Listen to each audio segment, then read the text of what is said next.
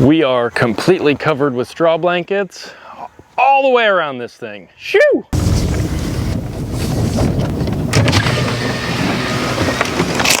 It's seeding day. Hey Doug!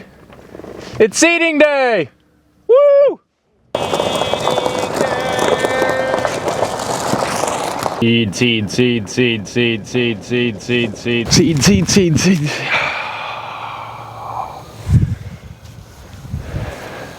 It's time.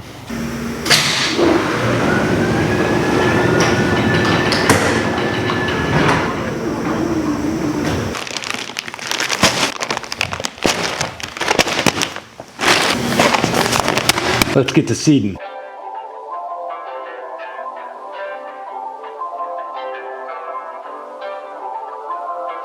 So it has been exactly 687 days since I have mowed my own lawn.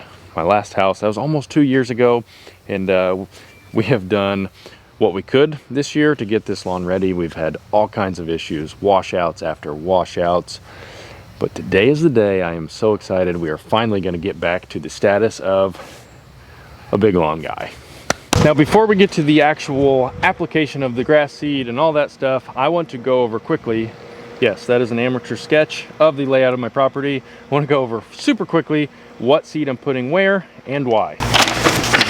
So if you see on the map, HGT, that is what is going to be the majority of this lawn. Everything that is irrigated that you saw me put irrigating sprinklers in, I'm putting down Barren Brug, Kentucky Bluegrass. This is Turf Blue HGT. It is an extremely aggressive form of Kentucky Bluegrass. It spreads a lot. It also looks amazing. Does really well with heat, does really well with drought, does really well with traffic tolerance. It is a perfect lawn, or perfect grass to grow here in my lawn because we are going to use it a lot. Then this is the Turf Saver RTF from Barren Brug. This is a tall fescue that spreads.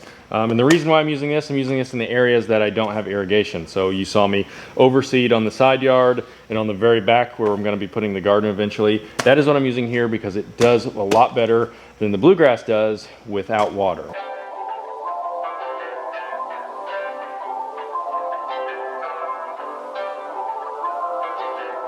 Basically, if you imagine a line from this tree up to that end of the rock wall there, that is going to be the tall fescue. Does not get watered. Everything this way is going to be the bluegrass HGT, and this does get watered. And then right here in the corner, we got a mess here. We got to spread it out first, but this is going to be right where our putting arena is going to be, on the corner of the house. So I do want to preface this before we get to the seeding. Everywhere that I'm putting the HGT, which I have had a lot of issues with washouts this year with downpour after downpour, the bluegrass just takes a lot longer to establish its roots. And so to avoid that, what I'm going to do, I'm putting down 3 pounds of the Kentucky bluegrass, and I'm going to put down 1 pound of RPR, that's perennial ryegrass, that also has the ability to spread. The reason I'm putting that down in because it will probably pop up out of the ground in 3 to 4 days, and it will establish roots within like a week. And so that will give me something to hold the dirt in place here while the Kentucky bluegrass has time to fill in and spread and hold. And then going forward next year, the ryegrass, we have very hot and humid summers, and this gets some shade, and so I just don't think that the ryegrass will last very long. Actually, I talked to Barren Brug, and they said that the ryegrass within 2 years would probably be gone out of this lawn, and the HGT is so aggressive that it will spread and take it over entirely.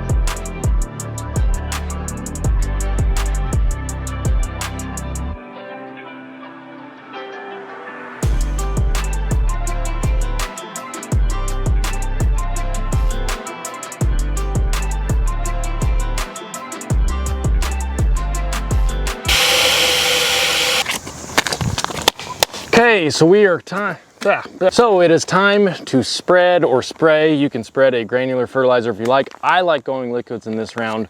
I'm using Sanctuary. This is gonna cover my phosphorus. That's the middle number and the 3 numbers on a fertilizer bag. That's what helps with root growth and development. Along with that, you get yucca, which is gonna help retain moisture in the soil. There's beneficial bacteria in here that's gonna help build the soil. It's just really good product. I'm putting this down, as well as Mesotrione. This is the active ingredient that's in Tenacity, if you've heard of that. It's going to prevent weeds from popping up in your new grass, but it won't hurt your new grass. I always recommend this whenever I'm doing a seed project. Oh yeah, that's nice. Hydrotane, I am putting this down as well on top of my new seed. This is what's going to help hold moisture in the soil, and it's all about moisture whenever you're trying to grow grass. You got to keep the grass seed wet and moist, and this is going to help me here on this big project. I'm just taking no chances. I want all the help I can get.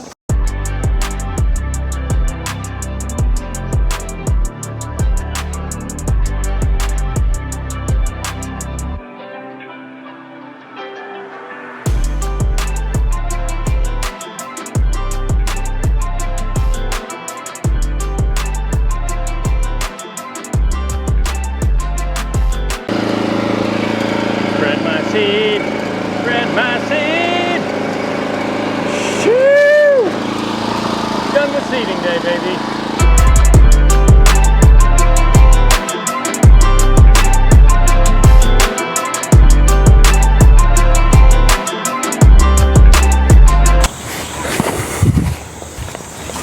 We are completely covered with straw blankets all the way around this thing. Shoo! So that is a wrap on seeding day. We put our seed down.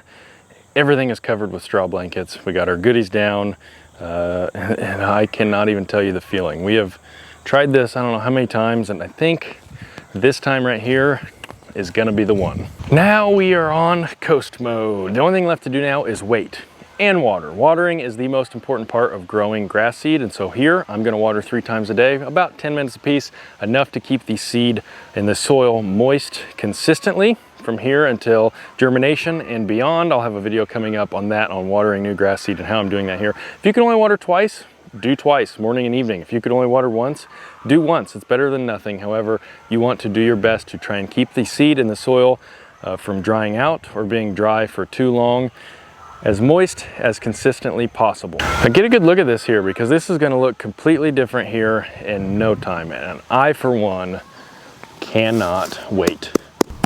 Oh, we've been needing this. Oh, shoo! You love to see it, don't you? Daggone.